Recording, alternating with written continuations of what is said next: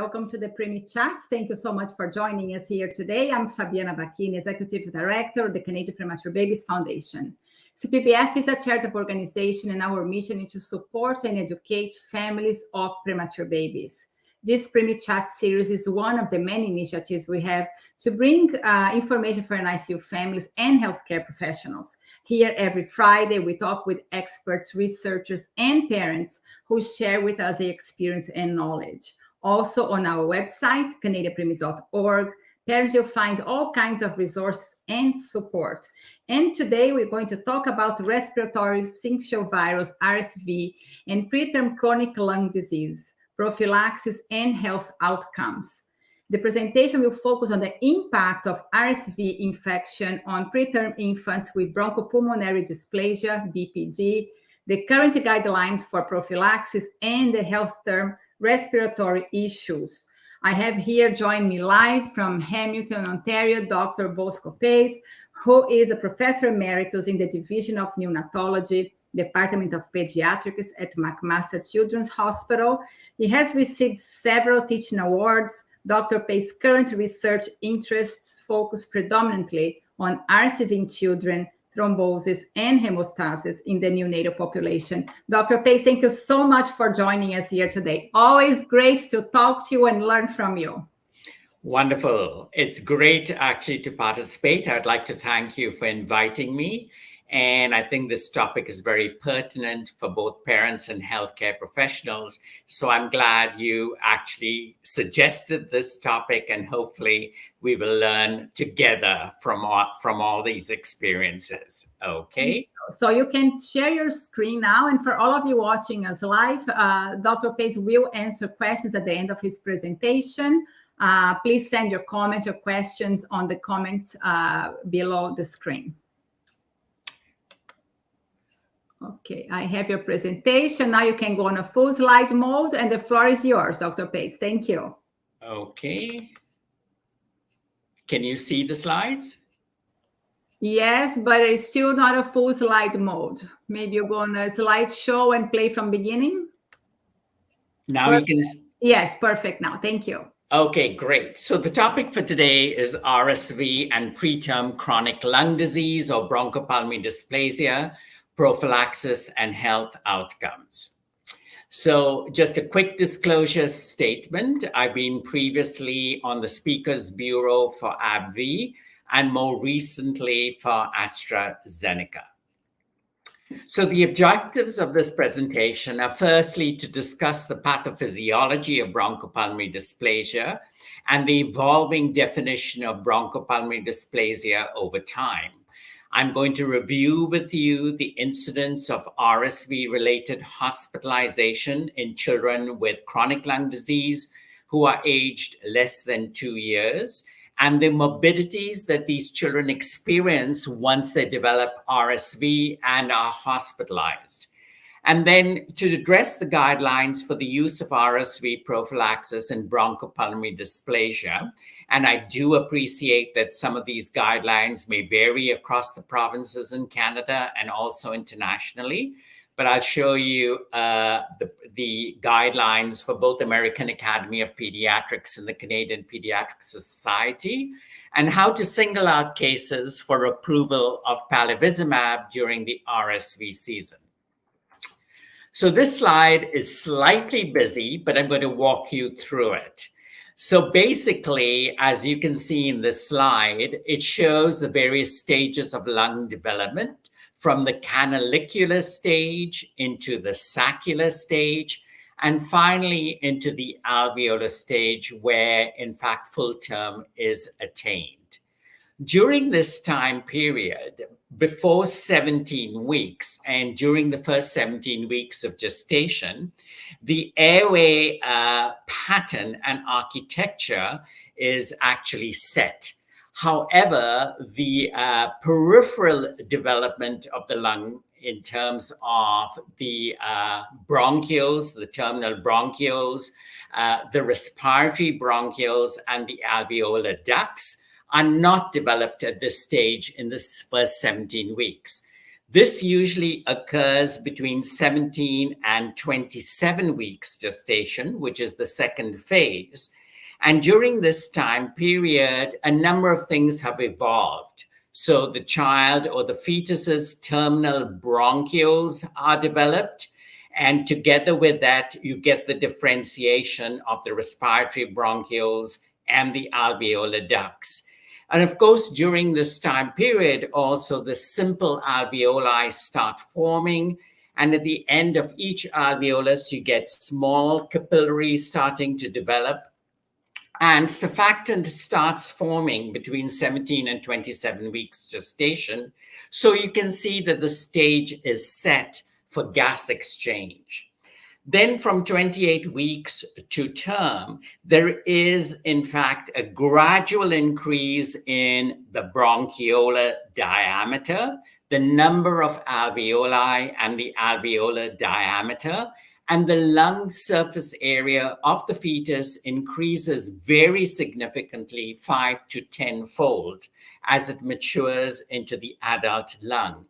So not surprisingly, if you look at this slide, if you have an insult or lung injury that occurs from 22 weeks, because we now have 22 weeks surviving, right up to 37, 40 weeks gestation, it's not surprising to expect that an insult at this stage could have implications in terms of long-term lung development and respiratory sequelae.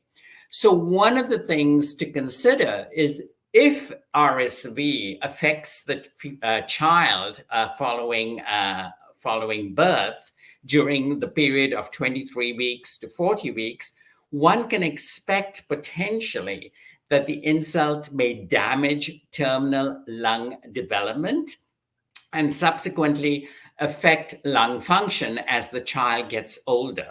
So this is a hypothesis, but it has never been proven completely in the human model.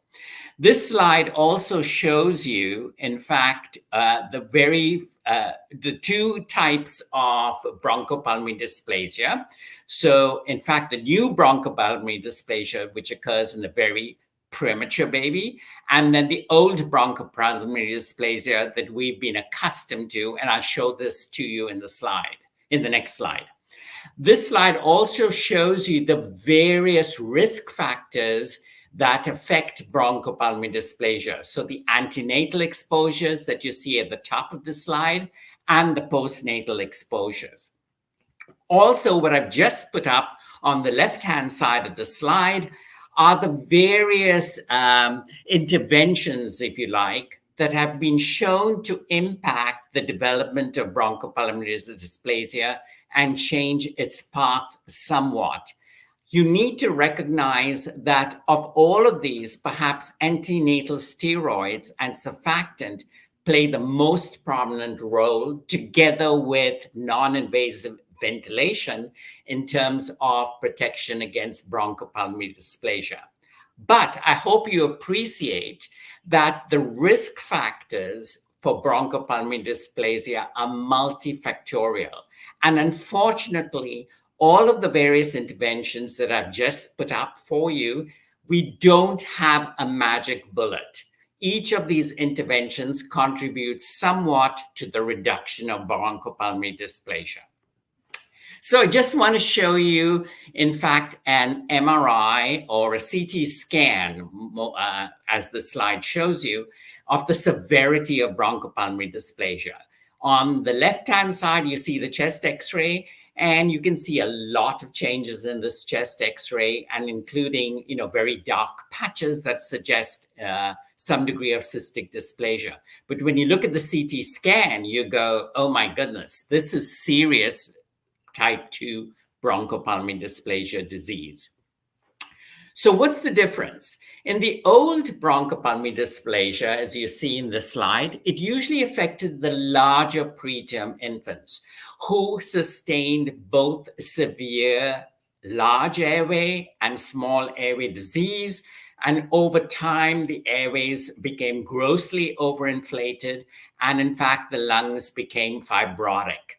with a lot of alveolar edema, and the vessels around the air sacs, in fact, tend to get muscularized, which lent towards pulmonary hypertension. In the new BPD that you see on the right-hand side of the slide, it affects the extremely premature infants, and don't forget, the young babies of 22 and 24 weeks gestation are now surviving. And the new BPD shows minimal large airway disease involvement, as of small airway disease too, with less inflammation and fibrosis. And the major component is that alveolar development is affected in the new BPD. And you can see on the right-hand side of the screen, the new BPD lung section showing you very dilated alveolar ducts and very few alveoli compared to the normal lung of a 5-month-old born preterm. So the appearance of the new BPD looks very much as if this child has got chronic emphysema. Okay, let's move now to the definition of BPD. In one of the old definitions, oxygen was used as a diagnostic criterion, but we know that oxygen saturation limits are very controversial and vary across centers, although majority of the centers are now very careful and target oxygen saturations between 91 to 95% for these extremely preterm babies. We know that preterm infants require more prolonged duration of oxygen exposure to reach 36 weeks gestational age. And we know that oxygen requirement is affected by several things: the severity of chronic lung disease, the mode of delivery, altitude, and airway obstruction. And now more recently, as we're moving to non-invasive ventilation, the use of nasal cannula and various flow rates with and without oxygen tends to underestimate the incidence of BPD. So this was a very nice study done by Eduardo Bancalari from the University of Miami. And you'll see on the y-axis the percentage of infants based on the definition of oxygen, and on the x-axis, the gestational age of the patients. And you can see that overall, if we use the definition of oxygen at day 28 in terms of dependency, then one would classify this as mild BPD. But in fact, you can see that the largest group is selected up in terms of BPD based on this definition. And then as you move down through the legend to the yellow, you'll see that the definition is oxygen for greater than 28 days and requiring more than 30% at 36 weeks. So this really reflects severe BPD. And you can see at the extreme right of this graph, the overall impact of using the definition. So a lot of babies will be selected as having BPD if you use oxygen at day 28, and fewer will be selected, as you can see by the yellow bar, if you use the definition of oxygen for 28 days and on oxygen greater than 30% at 36 weeks gestation. So this was a well-conducted study between 2005 and 2015 on all infants between 23 to 30 weeks gestational age. And Dr. Bancalari rightly said, if we want a consensus definition, it should be relatively simple to use. It should encompass current clinical practice as it evolves, and it should provide a very reasonable prediction of respiratory outcomes. So fast forward to this study that got published by Eric Jensen from the University, from the Children's Hospital of Pennsylvania. And what Eric did was he pulled up all the 18 definitions at the time he did this study of BPD in the scientific literature. And based on these definitions, he decided that he would choose the criteria that best determined either the death or serious respiratory morbidity at 18 to 26 months of age. So based on that, he came up with this new definition, And as you can see, yes, oxygen does tend to feature in this table. But if you're on room air and no matter what you're receiving, the definition clearly states that you don't have BPD. And you move to grade 1 to grade 3 BPD, dependent on the concentration of oxygen being used and the flow rates delivered through nasal cannula. So you can see in the third column, less than 1 liter per minute, fourth column, 1 to 3 liters per minute, and then greater than 3 liters per minute, which is now providing some degree of CPAP, and or if the child is non-invasive positive pressure ventilation. And then finally, in the last column, if you're invasive positive pressure ventilation, you're likely to have grade 2, grade 3 BPD. And we thought this was most up to date, and now we've adopted this definition for the use of palivizumab prophylaxis. What happens if you're greater than 32 weeks gestational age?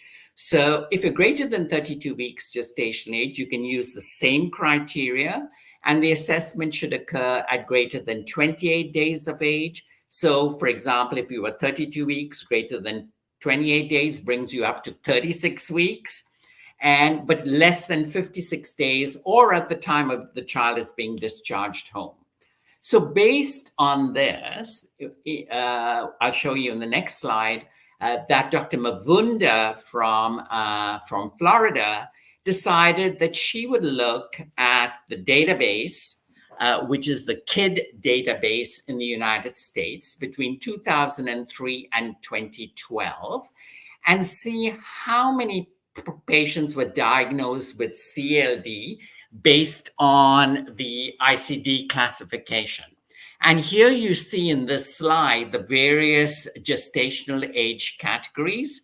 And you can see that the highest incidence of bronchopulmonary dysplasia in her study was the infants who were less than 30 weeks gestation. And this is not surprising. But the take-home message from this slide, which I want you to remember as we move forward to palivizumab prophylaxis, is that in fact 3.5% of the babies with BPD were greater than 32 weeks gestation. So to have a cutoff for BPD at 32 weeks doesn't make very good sense, because we know there are a number of conditions that can result in chronic lung disease over 32 weeks gestation. So what are the outcomes associated with RSV hospitalization in children with BPD? So this was an analysis that we did way back and got published in 2016.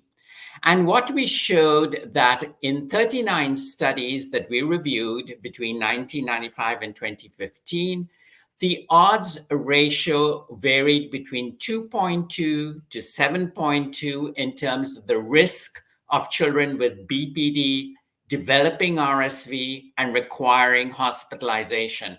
And the incidence of RSV hospitalization in our study in kids who had BPD varied between 12 to 21%. And what we found was that during the first 2 years of life, children with BPD experienced a higher hospitalization rate with RSV compared to children who were born at term, compared to children with congenital heart disease, and compared to preterm infants without comorbidities. So overall, BPD had a significantly higher risk of RSV hospitalization. When we looked at the length of stay for these children once they got hospitalized with BPD, we found that the length of stay on average was 7 days, varied from 4 to 23 days, as compared to infants without bronchopulmonary dysplasia, who when they got hospitalized with RSV, the length of stay was much smaller at 2.5 days, though with a range between 1 to 30 days. Then we looked at morbidities that these children experienced compared to children without BPD. And we found that BPD led to an increase in NICU admission, oxygen supplementation, the increased need for mechanical ventilation, and also increased case fatality.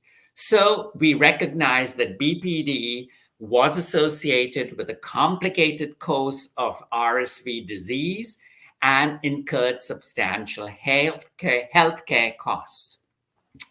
And this is a study done by Abigail Doucette from Ann Arbor in Michigan.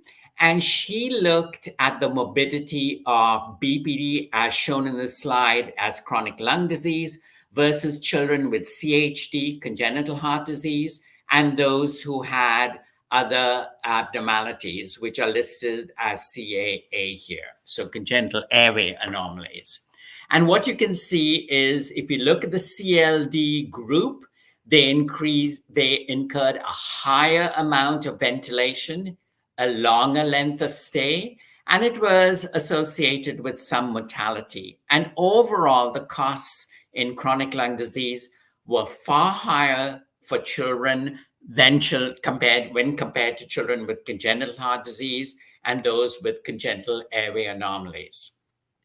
So, if we look at RSV hospitalization, this is a very old study by Tom Boyce in Medicaid that was conducted in the US.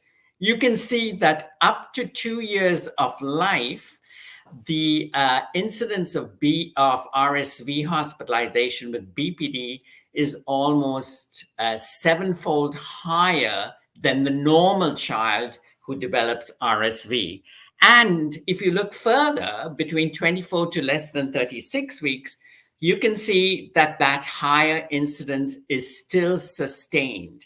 And very recently, I did a project together with my group at McMaster Children's Hospital, and we looked at the incidence of RSV hospitalization in a number of children with complex medical conditions.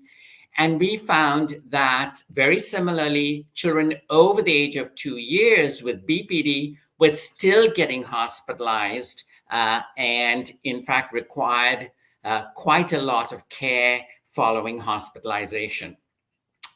So this is a study conducted by Almut Winterstein from Florida, looking at when in premature babies with BPD does the RSV hospitalization incidence match those of term infants.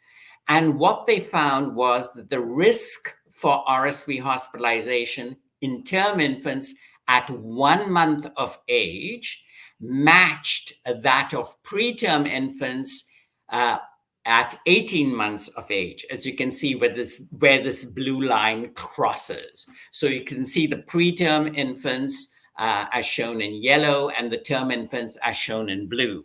So from this, the take-home message is that certainly within the first 2 years of life, preterm infants with BPD, in fact, are at significant risk for RSV hospitalization.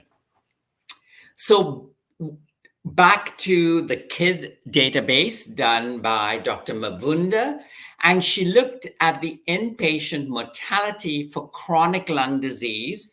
This is chronic lung disease in general, not associated with RSV in the US, between 2003 and 2012. And what she found was that overall, in fact, the mortality was quite high because these children had a number of other comorbidities, but you can see the distribution in terms of percentage based on gestational age, that the highest mortality in chronic lung disease were in those who were less than 25 weeks gestation. But that mortality was still persistent at greater than 33 weeks gestational age because a number of these infants with chronic lung disease had other comorbidities that affected their general health. This was a study done by Sheila Szabo, looking at the weighted mean rate of RSV-related fatality in infants less than 2 years compared to normal children who are considered low risk, children with congenital heart disease, and preterm infants who are healthy. And you can see that the fatality rate in children with BPD was 4.1%, and was lower than the children with congenital heart disease, but overall quite substantial. What about the global RSV-related mortality in association with comorbidities? And this was an excellent study done by Louis Bond's group in the Netherlands, looking at the lower middle income, the upper middle income, and high income countries. And not surprising, in the high income countries, you can see that a fair percentage of the patients who died had BPD, as shown in brown. And in fact, BPD was very rarely diagnosed in the upper middle income and lower middle income in terms of association with fatality. So now let's turn our attention to what is the effect of preterm birth on later respiratory function. So I'm just going to show you the bottom line. This was a study conducted by Sarah and Salish Kotega from Cardiff. And the bottom line tells us that preterm infants without BPD have moderate deficits of FEV1, which is the forced expiratory volume, of minus 7.2% compared to term infants. And what they also showed was that infants with BPD defined a supplemental oxygen dependency to either 28 days of age or at least until 36 weeks post-menstrual age have greater deficits. And you can see the deficits are almost 2 to 2.5 fold higher. So what about RSV and lung function? This was one of the few studies published in the literature by Anne Greenoff's group in the United Kingdom. And you can see in the second column, the children who are hospitalized with RSV among the group with BPD, and those who were not hospitalized with RSV in the third column. And I think you will agree across the board, if you look at the forced expiratory volume, either independently or as a fraction of the vital capacity. In fact, it was much, much lower in the kids who were hospitalized with RSV at school age compared to the kids who were not hospitalized with RSV, showing clearly the impact of RSV on BPD. What about as these kids get older? This was a study conducted out of Auckland, New Zealand, and they looked at the lung function of adults who were born at a very low birth weight. And at age 26 to 30 years, they compared the lung function of 226 very low birth weight survivors versus 100 term infants. And what they showed again was these children who were born very low birth weight had a higher incidence of airflow obstruction by these various parameters shown on this slide. And it was identified in 35% of the very low birth weight subjects versus 14% of the controls. And what's most important in terms of the carry-home message was the lung function was even more severe and worse in infants who had BPD. And I think this, for the first time, showed us that based on the reduced airflow, it indicated for the first time that this was due to reduced airway caliber and suggests distal small airway obstruction. So if I can take you quickly back to the development of lung function, you remember I said to you, if you had a serious insult between 27 and 40 weeks, which impacted peripheral airway development, then it is likely to show up as lung compromise or lung function compromise in these adults. And here you go, that this study showed very clearly that this was the case. This was a very interesting study done in terms of looking at lung function in children who had grown up through the Tucson, Arizona study. And as you can see on the left-hand side of this graph, they did spirometry at various time points in these children up to 32 years. And you see two graphs here. The yellow, which shows reduced lung function or trajectory of reduced lung function, and the normal lung function in healthy volunteers. So they went back and said, why have these kids got a lower lung trajectory in terms of development of lung function?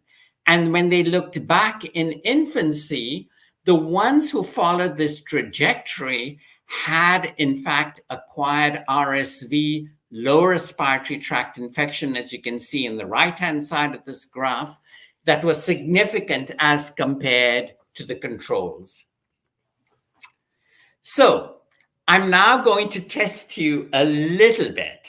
So based on the slide that I showed you from Eric Jensen, I'm now going to give you 3 or 4 choices. So which criteria confirms the diagnosis of bronchopulmonary dysplasia in a child less than 32 weeks gestational age? Should the child be classified as BPD because it required oxygen for a minimum of 28 days? Should it be on a definition of a chest X-ray, which is consistent with parenchymal lung changes, and this must be mandatory for the diagnosis? Nasal cannula with a flow rate of 1 to 3 liters of room air at 36 weeks post-menstrual age, or nasal cannula of greater than 3 liters per minute with room air at the time of hospital discharge. So the correct answer, if you go quickly back to our definition, is number 3, because it is greater than 3 liters per minute, as you can see, of room air at 36 weeks gestation, which makes this child a grade 1 BPD. So again, it's the severity of the required respiratory support that we are now using as the most recent definition at 36 weeks post-menstrual age or discharge home if that occurs earlier. So I think that's important to recognize. We are no longer using oxygen on its own. We are not using the chest X-ray findings because these tend to vary so much in terms of interpretation. But what we are using is truly the modality of respiratory support to establish our definition. So the question to ask then is, do all degrees of bronchopulmonary dysplasia severity, as shown in this slide, merit prophylaxis, and for how long? So a very nice study done out of Mount Sinai in Toronto looked at the definition of chronic lung disease in the scientific literature. And they found that based on the definition employed in each study, the incidence of chronic lung disease or bronchopulmonary dysplasia ranged from a low of 6% to as high as 57%. And of the 820 publications, severity was defined in 77%, but 23% of the studies had no definition at all. But when you looked at, in fact, the definition based on the degree of severity, it was only reported in 30% of all the studies.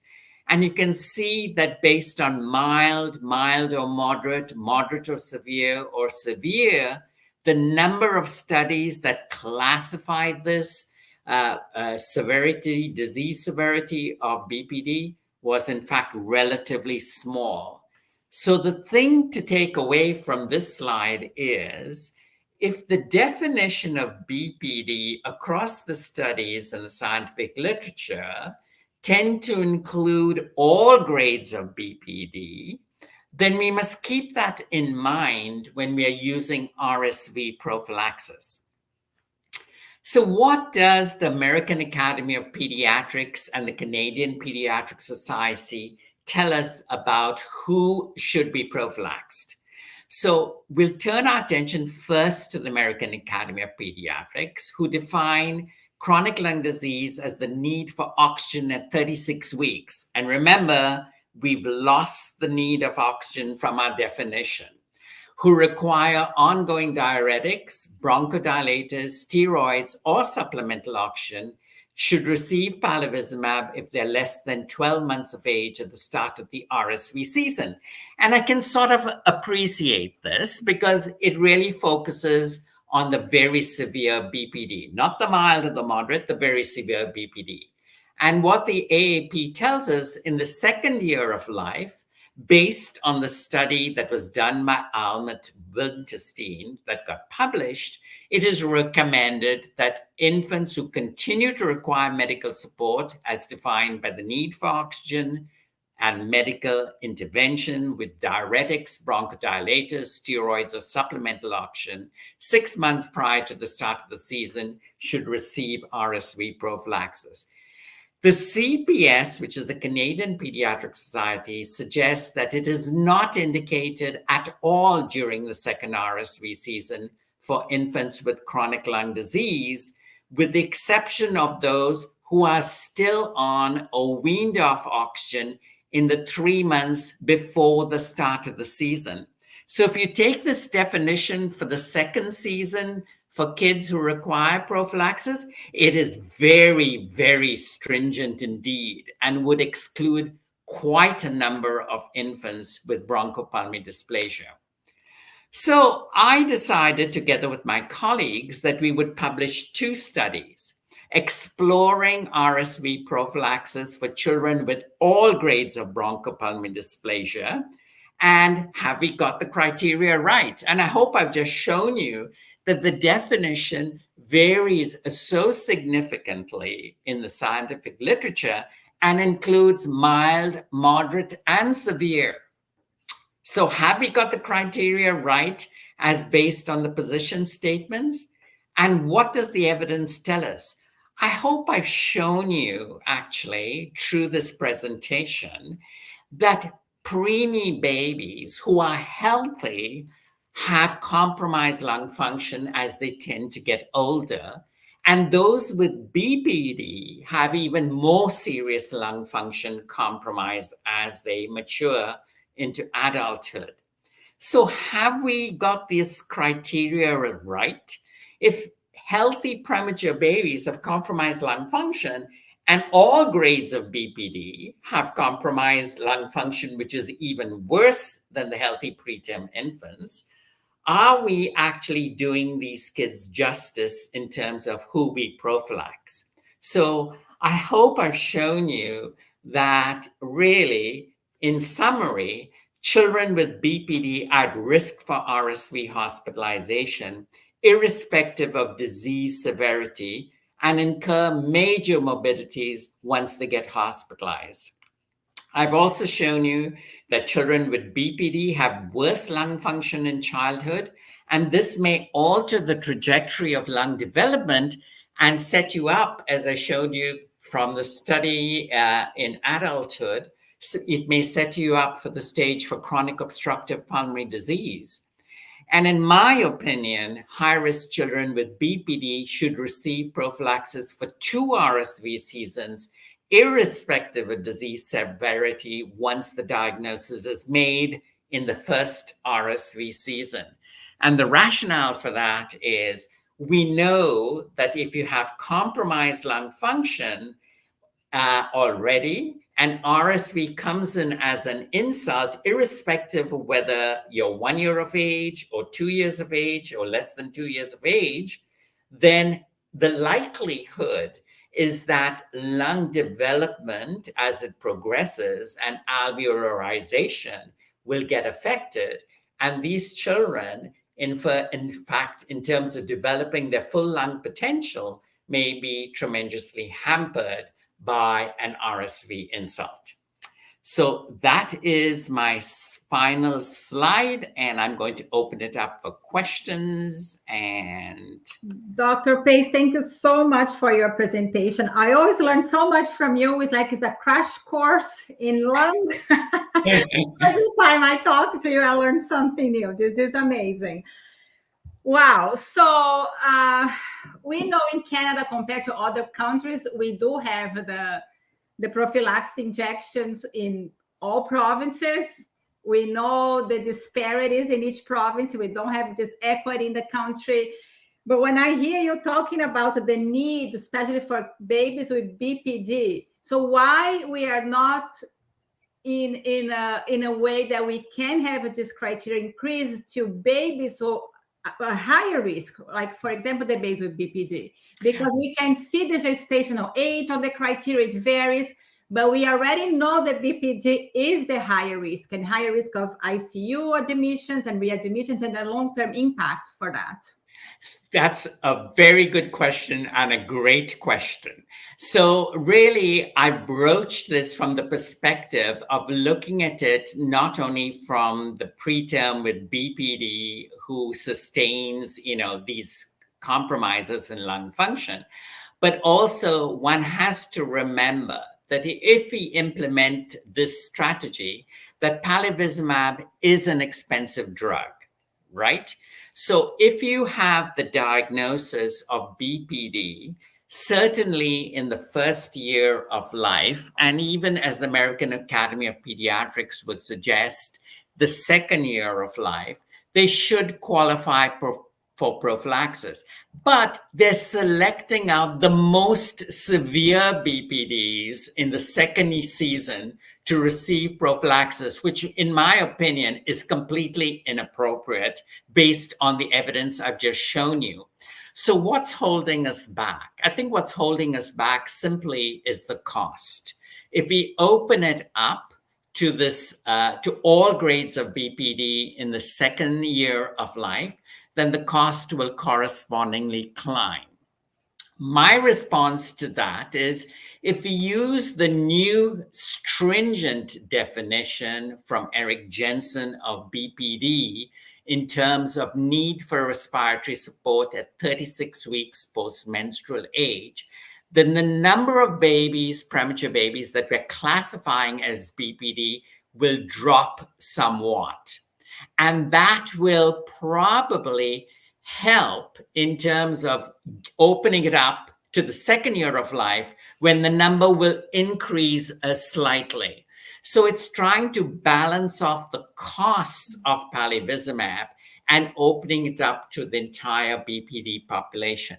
I think if cost was cheaper, the likelihood is that the ministries of health across the countries and the position statements would likely agree with the evidence and say, let's give it to all BPD patients, irrespective.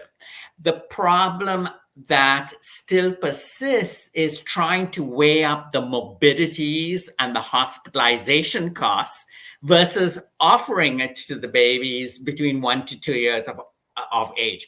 In my opinion, those costs are far outweighed. The hospitalization costs far outweigh the costs of giving the prophylaxis to all BPD patients. And in fact, saving psychologically the parents from the tremendous pressure that they experience once these kids get rehospitalized, knowing there is a risk that they could get worse. Wow. So, in my opinion, I would favor giving it to all kids up to 2 years of age. Well, I had to tell, as a parent, it's extremely hard to hear that decisions are made on an economic basis. Sure. We know that, but it's harder to really hear that and see that, yes, there is something that could possibly help my child that is extremely compromised, but the decision is not made that way, right? And as you mentioned, the cost of parents' mental health, the cost of lost days of work, because I remember when my son was discharged and he was on home oxygen for a year, he did receive the prophylaxis, but he still got sick with bronchiolitis and pneumonia and everything else that was possible. And we spend so much time at sick kids in the ICU, on the floor, weeks and weeks at a time. So if you're going to look at the economical side, okay, that my son costs a lot of money to the system because he got so many readmissions. But it's very hard for us parents to hear that. And yes, I'm sympathetic, Fabian, and I fully agree with you. When, we only too often forget the impact on families. And I think we've come to appreciate that more in terms of the burden that they experience through studies that have been published in the US, certainly by Javier Carbonell-Estrani in Spain and Italy, and in fact, Ian Mitchell in Canada, showing that, the stress and the burden is far more than what we, originally anticipated. And don't forget, in the study from Anne Greenoff's group in the UK, she showed the costs of these kids coming to hospital again and again following the acquisition of RSV and how debilitated they become. So to me, really the costs are a minor thing. If you look at the scale and the balance, I think it is well offset by giving these kids prophylaxis and saving them from hospitalization. And, the likelihood, I'm going to say the likelihood of compromised lung function as they get into adulthood, because I think that is so important in terms of long-term respiratory health outcomes. So one question for you before I go on our live questions. Just for I think for parents to understand, this is something that it was hard for me to understand the concept of the chronic lung disease. Is it chronic for life? We talk about the BPD now, but the name is still that, the chronic lung disease. Is it for life? Do babies outgrow the lungs issues? Well, if the premature babies who are healthy are likely to have less compromised lung function as they grow older, as you saw clearly in the study from Auckland, which is a most up-to-date study looking at these kids up to 23 years of age. Okay. But the children who have chronic lung disease, the likelihood is that compromised lung function is going to persist well into adulthood. And so that's the concern, that it's going to be ongoing. And all you need for those kids is to have RSV on top of it to add to what you're adding is insult to injury, which is already there. Right. So we have a question as it came in a private chat. RSVP or not, what does Dr. Pace suggest to decrease the possibility of hospitalization if no RSVP? So we showed you in children with BPD, in terms of the hospitalization rates, was almost 5-fold higher than the children who did not have BPD, right? So I think that's important to recognize. And the hospitalization rates in BPD were much higher than premature babies who are healthy, infants with congenital heart disease, and in fact, infants who did not have chronic lung disease. Yeah. Okay. So much higher. Let me get one more comment here from Lydia. Thanks for the awesome talk. What about the babies with gestational age 33 to 34 weeks with respiratory support who, according to some restrictive strategies, are not included in the prophylaxis criteria? Lydia, thank you so much for your question. Yes, great question, Lydia. So between 33 to 35 weeks gestation in Canada, two things come into play. So we've got a risk scoring tool for infants who are at risk. These are just premature babies, not the ones with chronic lung disease, just premature babies I'm talking about first. So we have a risk scoring tool, and every child who's born between 33 to 35 weeks is actually scored in terms of the risk of being hospitalized with RSV. And our score goes, if you have a score between 0 to 48, your chances of getting hospitalized with RSV is 1.7%. Once it climbs into the moderate risk group with a score of 49 to 64, that risk goes up to 7.1%. And between 65 to 100 on the score, the risk climbs to 18.7%. So every preterm infant without BPD who is born between 33 to 35 weeks, who has a score based on 7 variables that determine RSV hospitalization, if they fall into the moderate and high risk group, they get prophylaxed. Now I'm going to turn my attention to BPD, because we do know that BPD occurs beyond 32 weeks gestation, as shown very nicely by Mavunda's group in Florida. And for that group, we would go back to our definition of BPD just to make sure that they do have BPD. And if they don't qualify, if they're born between 33 to 35 weeks and don't qualify by risk score, if they have a lung problem and are born between 33 to 35 weeks and have BPD, for example, then they would automatically qualify for prophylaxis based on the definition. You must meet the criteria for the definition that I've shown you, which is exactly the same criteria within the first 28 days of life, or and beyond, before 56 days if the child is discharged home earlier. I hope that answers your question, Lydia. Thank you, Dr. Pace. Such a great talk. I think we can continue this conversation, but we have to wrap it up. But I want to just touch base a little bit how complicated it is for parents to understand the criteria. We did simplify a little bit to put on our website. I shared the website on the chat. That we do have a simplified version of it. Right. On the website by province. Right. I think the simplified version that we've developed is we tend to move on our advisory board to the Ministry of Health and Long-Term Care in the province of Ontario based on the most recent evidence that's emerging. And that is why we used, for the first time, this definition, in fact, was done and selected because it best predicted 2 things, either death or serious respiratory morbidity at 18 to 26 months. So I think it's a very solid definition. And that's why we moved from the old definition, which was based on oxygen need, to our new definition, which I mentioned during the presentation, is a little more stringent. But being more stringent offers you a better, incidence of BPD, which I hope we can convince our Ministry of Health in Ontario to then move forward and give prophylaxis to all kids with BPD up to 2 years of age, irrespective of severity of BPD.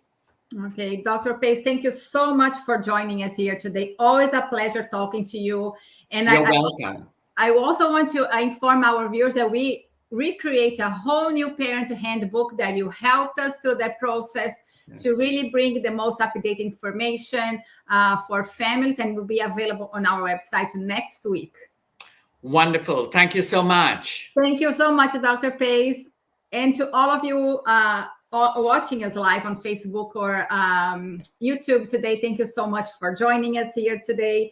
The video of today's session and all the videos from our live series are available on our website, which is right there, thecanadianpremise.org. And I want to thank our sponsors, AstraZeneca and Water Wipes, for their ongoing support to our education sessions. And we are a charitable organization, and we believe that through education and support, we can empower families, ensuring they are ready to care for their premature babies.